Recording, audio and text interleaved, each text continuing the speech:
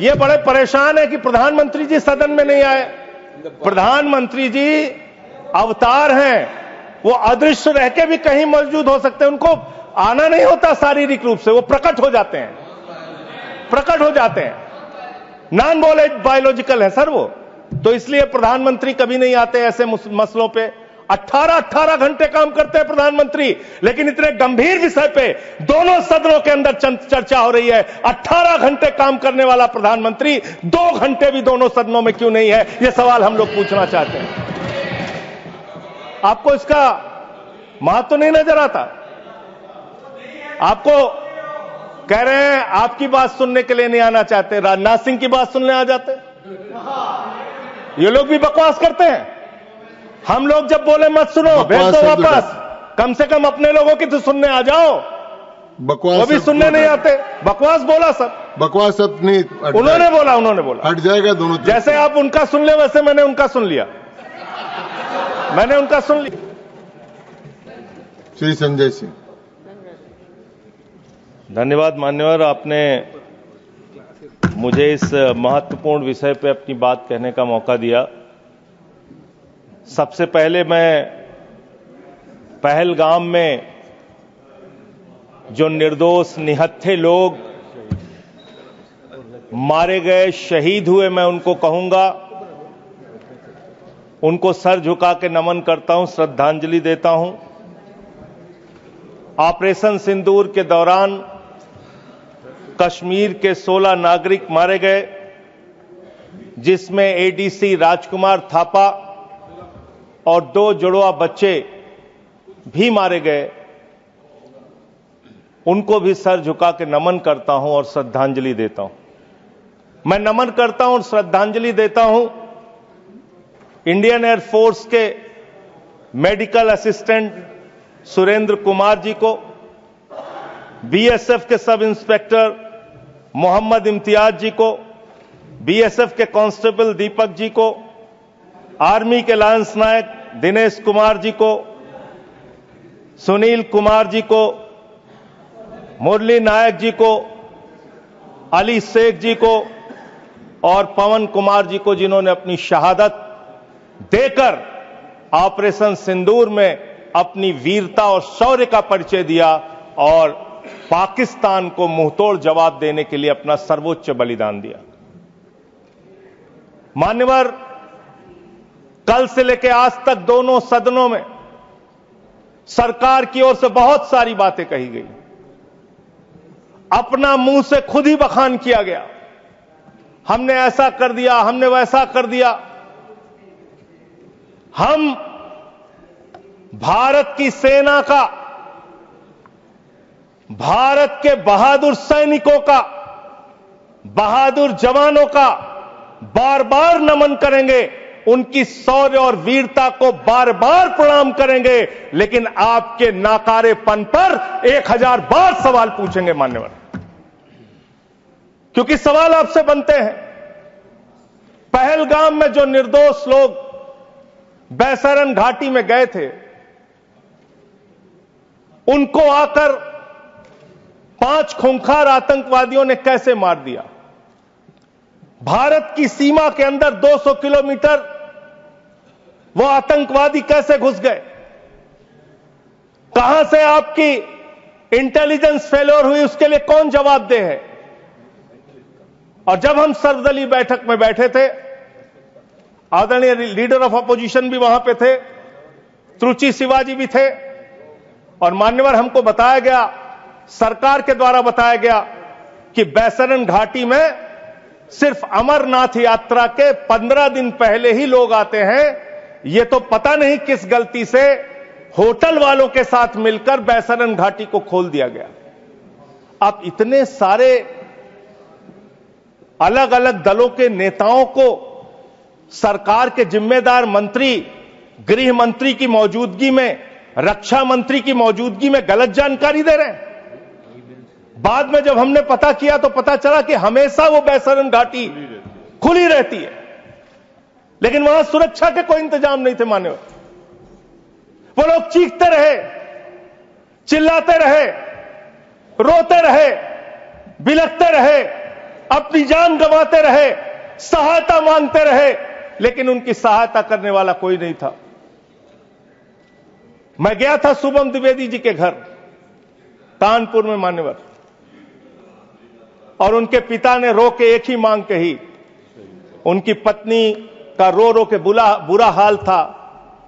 उनके परिवार के लोगों ने, उनके पिताजी ने रो रो के एक ही बात कही, हमारे बेटे ने देश के लिए अपनी शहादत दी है। जो लोग इसमें मारे गए हैं, सरकार हमें क्या मदद देती है उससे हमें लेना देना नहीं, कम से कम हमको शहीद का दर्जा दिया जाए। ये उनकी पीड़ा थी, उनकी मांग थी। मैं आपके माध्यम से सरकार तक उनकी भावनाएं पहुंचाना चाहता हूं। मान्यवर, बताया गया कि जब यह घटना हुई उसके बाद देश के गृह मंत्री वहां जाते हैं। देश के गृह मंत्री ने जाके वहां प्रेस कॉन्फ्रेंस किया, अपनी बात कही। उसके बाद प्रधानमंत्री को इसकी सूचना मिलती है। प्रधानमंत्री जी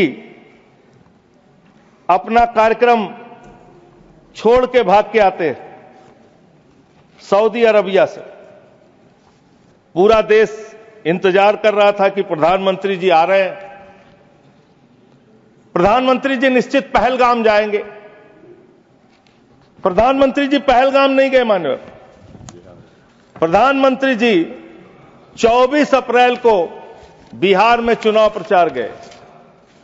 प्रधानमंत्री जी 1 मई को महाराष्ट्र, केरला और आंध्र प्रदेश में उद्घाटन करने के लिए गए।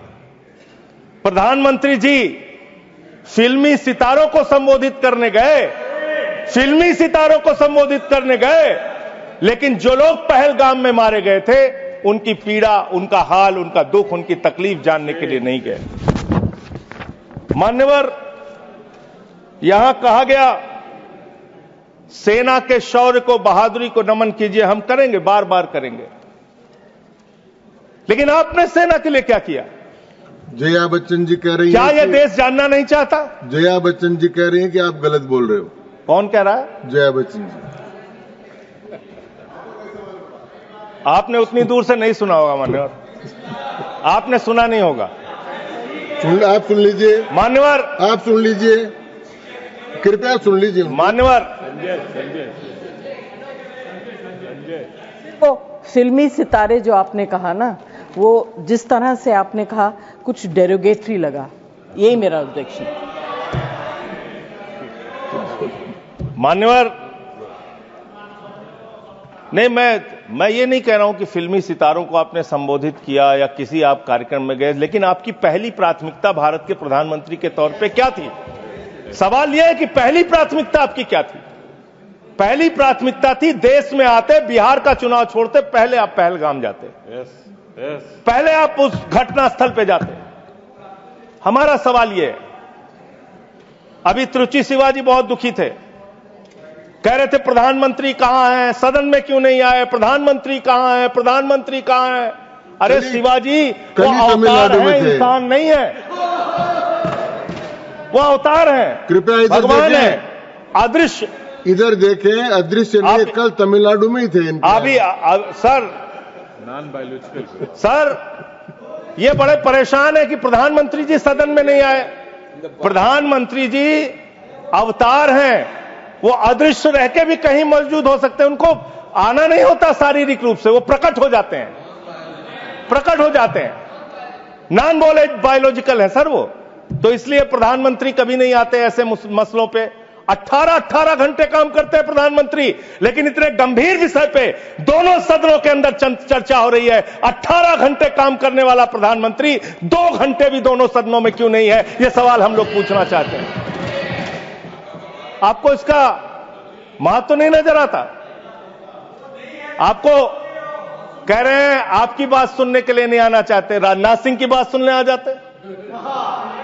ये लोग भी बकवास करते हैं। हम लोग जब बोले मत सुनो, भेज दो वापस, कम से कम अपने लोगों की तो सुनने आ जाओ। बकवास वो भी सब सुनने नहीं आते, बकवास बोला सब, बकवास सब नहीं, उन्होंने बोला हट जाएगा दोनों तरफ। जैसे आप उनका सुन ले वैसे मैंने उनका सुन लिया। तो आपके मंत्री यहां बकवास करते हैं, आपके माननीय मंत्री सांसद नेता जो आते हैं यहां बकवास करते हैं। बकवास सब मत बोलिएगा, आप चेयर ने मना कर दिया। चलो मान्यवर, ये सेना के सम्मान की बात हो रही है। आपने कितना सेना का सम्मान किया? 3 साल तक भारत के सेना की भर्ती बंद रही मान्यवर, और उन 3 सालों में भर्ती बंद होने के कारण 1,80,000 सेना की तादाद को कम किया गया। उसके लिए आप जिम्मेदार हैं। बार बार आपसे सवाल पूछा जाएगा और आपकी आलोचना होनी चाहिए। आपने भारत की सेना में भर्ती होना, वो चाहे उत्तर प्रदेश का नौजवान हो, चाहे बिहार का, चाहे हरियाणा का, चाहे राजस्थान का, चाहे हिंदुस्तान के किसी कोने का हो, उसके लिए गौरव और सम्मान की बात होती थी। सुबह 4 बजे उठ के दौड़ लगाता था, मेहनत करता था। उसकी मां दूध पिला के तैयार करती थी अपने बेटे को कि कभी जरूरत पड़ेगी तो अपने प्राणों की आहुति देके भारत माता की रक्षा करेगा। ये आपने उस जगह पे 4 साल की नौकरी कर दी। आप सेना के सम्मान की बात करते हैं। आपके पास सब कुछ के लिए पैसा है, अपने दोस्तों के ऊपर लुटाने के लिए लाखों हजारों करोड़ रुपए है, लेकिन सेना के जवान को आपने अग्निवीर बना के 4 साल की योजना में उनको जवान बना दिया। उनके लिए तनख्वाह देने के लिए पैसा नहीं है आपके पास। बीएसएफ के जवान, सीआईएसएफ के जवान, पैरामिलिट्री फोर्सेस के जवान, उनको पेंशन देने के लिए पैसा नहीं है, शहीद का दर्जा देने के लिए पैसा नहीं है आपके पास। आपके पास सीआरपीएफ के जवान, उनको पैरामिलिट्री फोर्सेस को आपको पेंशन देने और शहीद का दर्जा देने का पैसा नहीं है। आप सेना के सम्मान की बात करते हैं। मान्यवर, सबसे बड़ा दुख इस बात का हुआ, कल से कहा जा रहा है नहीं, हमने अपने आप सीज फायर डिक्लेयर किया, इसमें किसी तीसरे देश का हस्तक्षेप नहीं है। आजादी के बाद से लेकर आज तक भारत का स्टैंड एक ही रहा है, हम पाकिस्तान के मामले में किसी भी तीसरे देश की मध्यस्थता नहीं मानते। अगर उस बात के साथ किसी ने धोखा किया है, किसी ने विश्वासघात किया है, तो उसका नाम है भारत के प्रधानमंत्री नरेंद्र मोदी। मैं इस सदन के अंदर कहना चाहता हूं, आपने उस भावना के साथ विश्वासघात किया है। मान्यवर, अमेरिका की मध्यस्थता आपने स्वीकार की, और मैं इसलिए चंद लाइनें आपके लिए कहना चाहूंगा कि तू इधर उधर की ना बात कर, आप ही का चेहरा आ रहा है सर, थोड़ा निर्देश दे दीजिए, आप ही को दिखाए जा रहे हैं बार बार। तू इधर उधर की ना बात कर, ये बता कि काफिला क्यों लूटा। मुझे रहजनों से गिला तो है, लेकिन तेरी रहबरी पर सवाल है, आपकी रहबरी पर, आपके नेतृत्व पर सवाल है, और यह सवाल बार बार पूछा जाएगा। 10 मई को भारत, जो 144 करोड़ की आबादी का मुल्क है, भारत जो दुनिया का सबसे बड़ा लोकतंत्र है, भारत जो दुनिया की 5वीं बड़ी अर्थव्यवस्था है, उस भारत के मामले में सीज फायर का डिक्लेरेशन भारत की धरती से नहीं होता, अमेरिका की धरती से होता है। अमेरिका का राष्ट्रपति ट्रंप वो ट्वीट करके जानकारी देता है सीज फायर हो गया दोनों देश में, हो जाएगा। हमारी सेनाएं लड़ रही हैं, हमारी सेनाएं मैदान में हैं, और अमेरिका का राष्ट्रपति कह रहा है सीज फायर हो गया। क्या लिख रहा है वो अमेरिका का राष्ट्रपति? After a long night of talks mediated by United States, I am pleased to announce that India and Pakistan have agreed to a full and immediate ceasefire. Congratulations to both countries on using common sense and great intelligence. Thank you for attention to this matter. फिर उसके बाद उपराष्ट्रपति JD Vance, 10 मई को इनका tweet आता है, great work from president's team, specially Secretary Rubio, and my gratitude to the leaders of India and Pakistan for their hard work and willingness to engage in this ceasefire. अब जो secretary Rovio का United state के secretary Rubio का जो tweet है वो अगर मैं इस सदन में पढ़ दूंगा तो सरकार को बहुत शर्मिंदा होना पड़ेगा। इसलिए मैं आपको चाहता हूं कि इस पे जवाब दीजिए, जब जवाब दीजिएगा, और प्रधानमंत्री को जवाब देना चाहिए। ये 10 मई का ट्वीट है। मैं चाहूंगा सत्ता पक्ष विपक्ष पूरा सदन इसको सुने।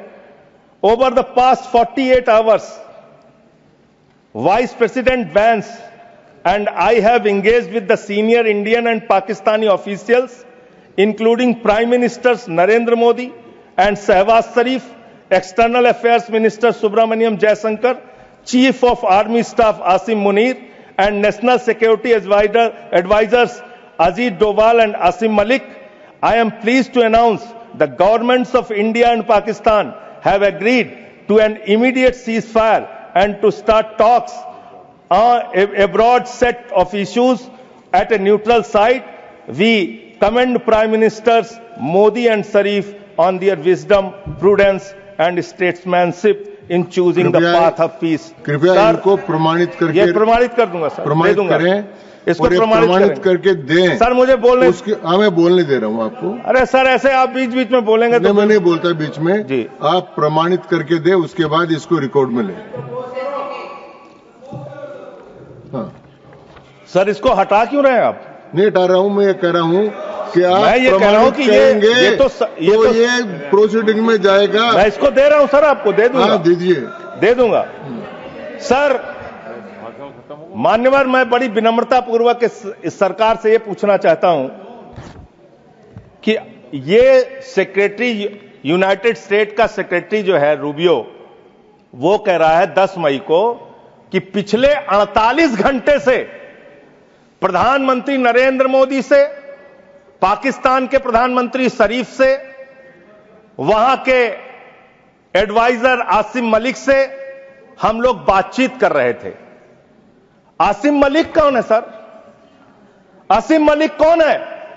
आसिम मलिक है आईएसआई का चीफ, जो पाकिस्तान के द्वारा प्रायोजित आतंकवाद का संरक्षक है।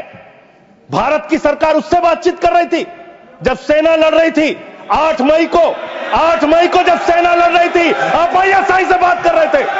आप आईएसआई से बात कर रहे थे। आसिम मुनीर और आसिम मलिक दोनों से आप बात कर रहे थे। आप बात कर रहे थे आईएसआई से।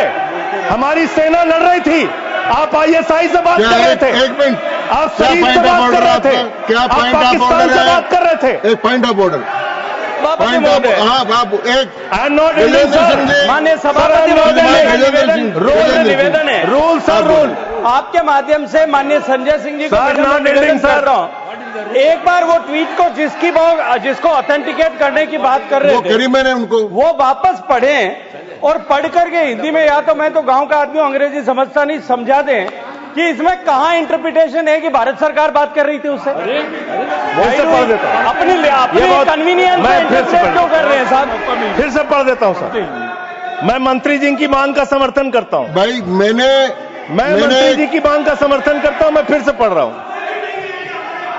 ये 10 मई का ट्वीट है। मैं मंत्री जी की मांग का समर्थन करते हुए फिर से पढ़ रहा हूं। देखिए, नियमों में over the past 48 Sanjay Singh ji सुनिए, नियमों में बहुत स्पष्ट प्रावधान है कि हम किसी भी विदेशी राष्ट्रपति का, विदेश मंत्री का, किसी मंत्री का हम उल्लेख नहीं करेंगे। क्यों? लेकिन यहाँ किसका उल्लेख नहीं हुआ सर? मैंने आपको एक मिनट से, आप चेयरमैन की रूलिंग है, सब सारी चीजों पे हम बोल सकते हैं सर। बात तो सुनिए, और हम क्रिटिसाइज तो कर नहीं बात सुन लीजिए प्लीज।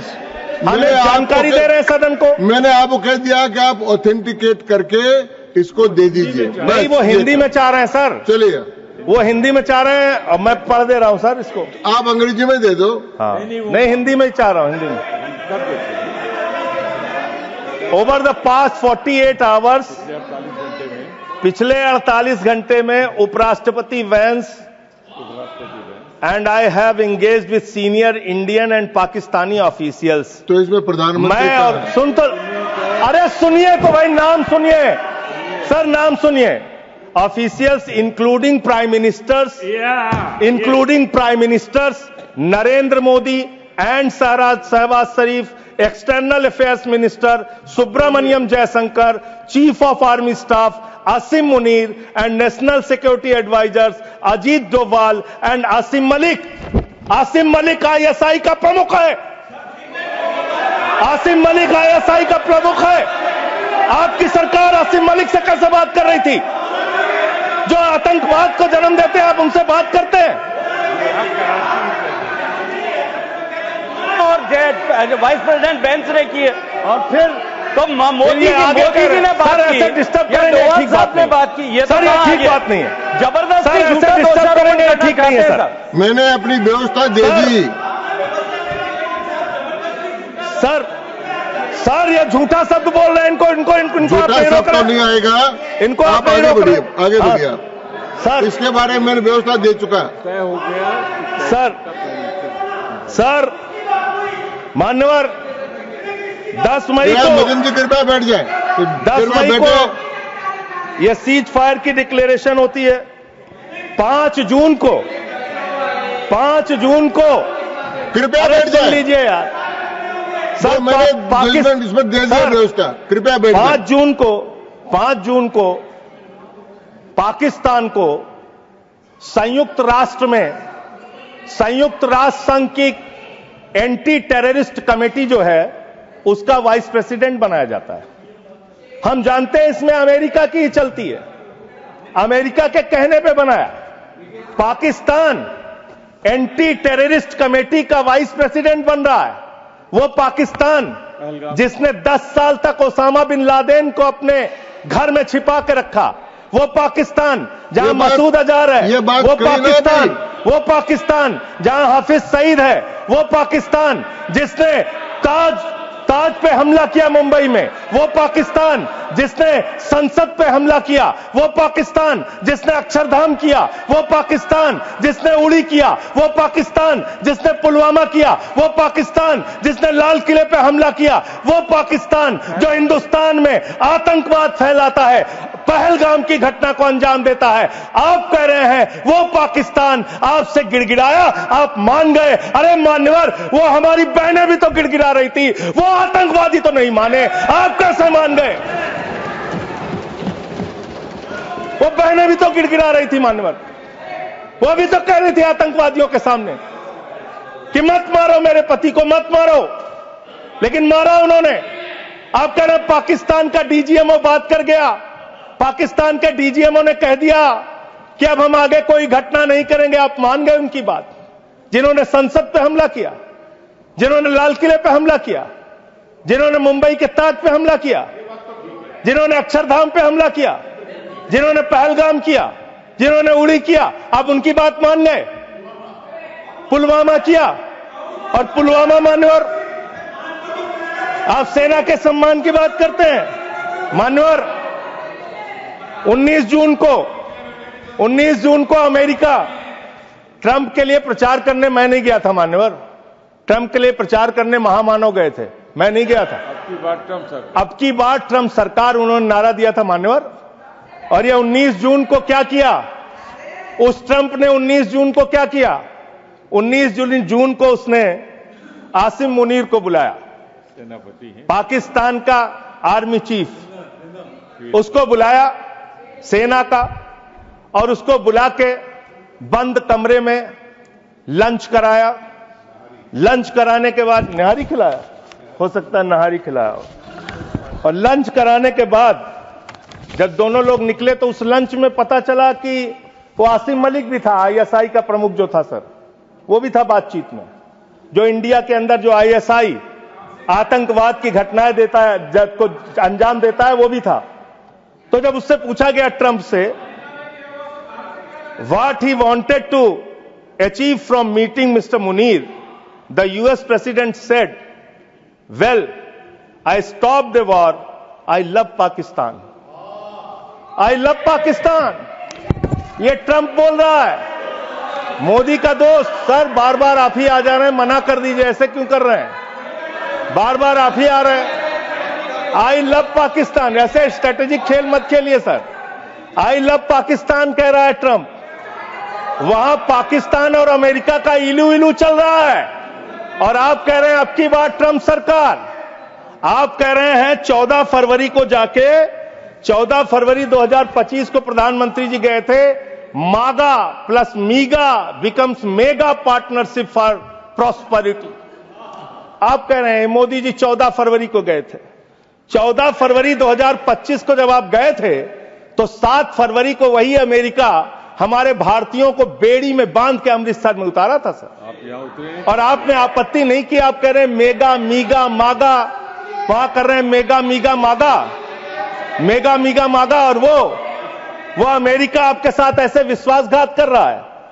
अभी उसके बाद ये तो आई लव पाकिस्तान बोला, फिर उसके बाद डिप्टी पीएम पाकिस्तान का उप प्रधानमंत्री गया 25 जुलाई को, उसने यूएस सेक्रेटरी से मुलाकात की, इस रूबियो से, मार्को रूबियो से, और उसके बाद ये लास्ट की लाइन खाली पढ़ रहा हूं, I also thanked him for Pakistan partnership in countering terrorism and preserving regional stability. ये धन्यवाद कर रहा है, धन्यवाद कर रहा है अमेरिका का मार्को रूबियो सेक्रेटरी कह रहा है कि पाकिस्तान को हम धन्यवाद देते हैं आतंकवाद से लड़ने के लिए। तो मुझे एक लाइन याद आ रही है, खुलूस मतलब होता है मोहब्बत। प्रधानमंत्री जी के लिए और अमेरिका के राष्ट्रपति के लिए एक लाइन में पढ़ना चाहूंगा। प्रधानमंत्री तो फिदा है उनके ऊपर, ट्रंप के ऊपर, तो प्रधानमंत्री की ओर से ट्रंप के लिए लाइन है कि तेरे खुलूस ने रखा मुझे अंधेरे में, तेरे खुलूस ने रखा मुझे अंधेरे में, तेरा फरेब मुझे रोशनी में ले आया, तेरा फरेब मुझे रोशनी में ले आया। ये फरेब पे फरेब, फरेब पे फरेब, धोखे पे धोखा, ये लगातार हो रहा है। मान्यवर, अब मैं एक बहुत ही महत्वपूर्ण बात आपके सामने रखना चाहूंगा। हमारी सरकार ने कहा हम अपने वीर जवानों के लिए ताली बजाएं, हमने ताली बजाया। हम उनका नमन करें, हमने नमन किया। आपने क्या किया? भारत के सेना की बहादुर बेटी कर्नल सोफिया कुरैशी के लिए आपका बीजेपी सरकार का मध्य प्रदेश का मंत्री कहता है वो आतंकवादियों की बहन है। और यही नहीं मान्यवर, बात यहां तक नहीं रुकती। कर्नल सोफिया कुरैशी को कहा आतंकवादी की बहन है।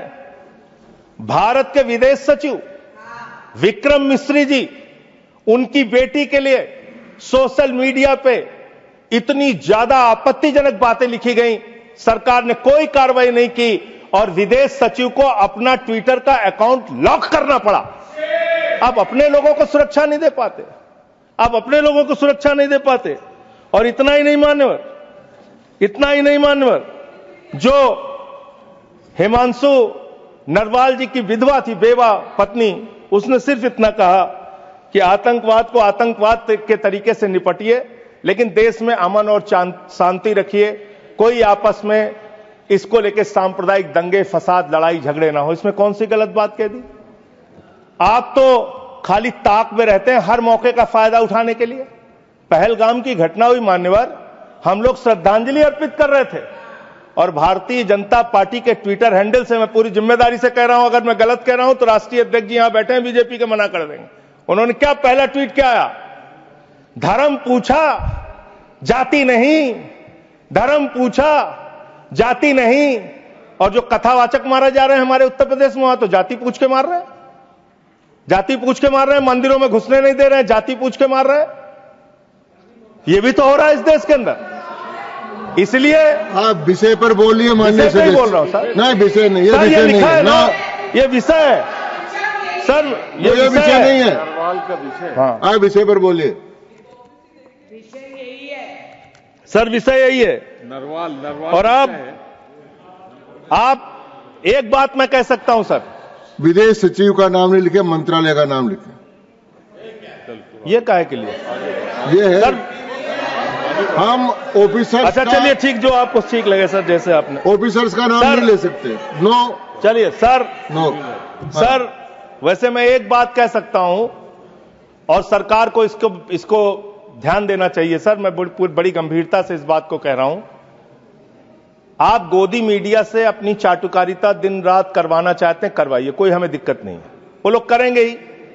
लेकिन जब युद्ध का समय है, लड़ाई का वक्त है, इतने गंभीर समय में है, ऐसे समय में आप ऐसे समय में झूठी खबरें वहां पे चलवा रहे हैं, झूठी खबरें चलवा रहे हैं। लाहौर में घुस गए, इस्लामाबाद में घुस गए, यहां कराची में कब्जा हो गया, रावलपिंडी में कब्जा हो गया। अरे भाई, ऐसे वक्त में हमारी सेनाएं लड़ रही होती हैं, उनको सही जानकारी सारी चीजों की होती है, परिस्थितियों का। आप उनके जीवन को संकट में डाल रहे हैं। कौन कहां लड़ रहा है, किस पोजीशन पे है, आप दुनिया भर की जो भी मन हो रहा खबरें चलाए जा रहे हैं मीडिया पे, तो इस पर भी रोक लगनी चाहिए। तीसरी बात, यहां पे चाइना की भी बात हुई। चाइना ने पूरी तरीके से पाकिस्तान का साथ दिया, पूरी तरीके से मिसाइल दिया, लड़ाई में हर तरीके से उनका साथ दिया, हर तरीके से पाकिस्तान का साथ देने का काम चीन ने किया, हर तरीके से पाकिस्तान का साथ देने का काम अमेरिका ने किया। और आप क्या कर रहे हैं चीन के साथ? मैंने कल देखा, मैंने सोचा मान्यवर कि चलिए इसी को देखते हैं। गलवान घाटी में जब हमारे जवान शहीद हुए, उसके बाद हमने चीन से अपने कैसे रिश्ते किए, आपने क्या किया, यह पूरे देश को जानना चाहिए और खास तौर से आपके समर्थकों को। 2020 के घटना के बाद, गलवान घाटी में जब हमारे जवान शहीद हुए, उसके बाद आपने 4,83,033 करोड़ रुपए का आयात चीन से किया। 2021-22 में आपने 7,10,148 करोड़ रुपए का व्यापार चीन से किया, आयात चीन से किया। 2022-23 में 8,03,533 करोड़ का आयात चीन से किया। 2023-24 में 8,38,442 करोड़ रुपए का आयात चीन से किया। 2024-25 में 9,41,718 करोड़ रुपए का आयात चीन से किया। आप चीन को लाखों करोड़, 37 लाख करोड़ रुपए पिछले 5 सालों में आपने 37 लाख करोड़ रुपए का सामान चीन से भारत में आयात किया। आप चीन को रुपया पे रुपया, लाखों करोड़ कमा रहे हैं।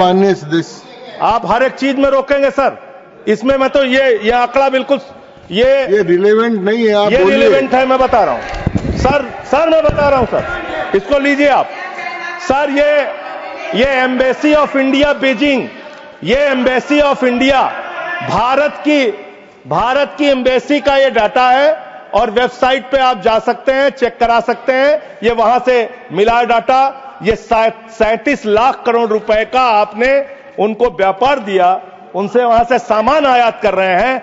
आप चीन को लाखों करोड़ रुपए का व्यापार दे रहे हैं और चीन पाकिस्तान को मिसाइल दे रहा है। ये आपका समझौता है, ये आपका समझौता है।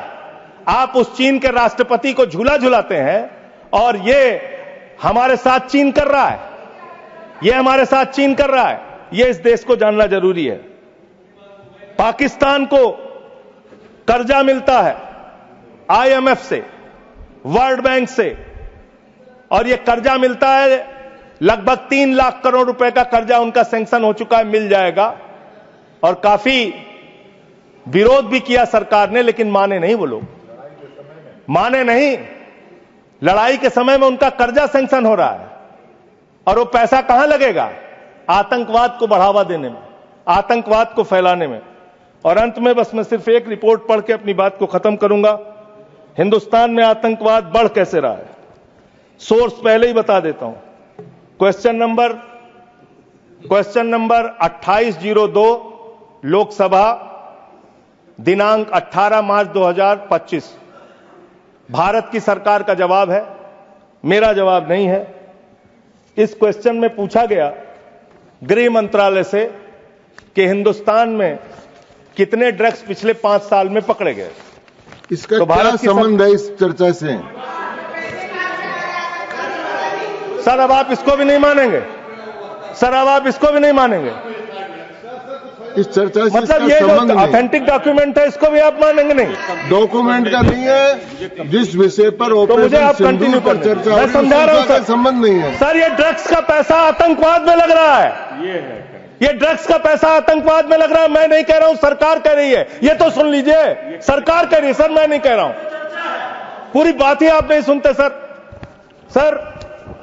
पूछा गया पिछले 5 साल में कहां कहां कितना मिला, तो बताया कि एक अडानी का पोर्ट है मुंड्रा में, वहां 260 करोड़ रुपए की ड्रग्स पकड़ी गई।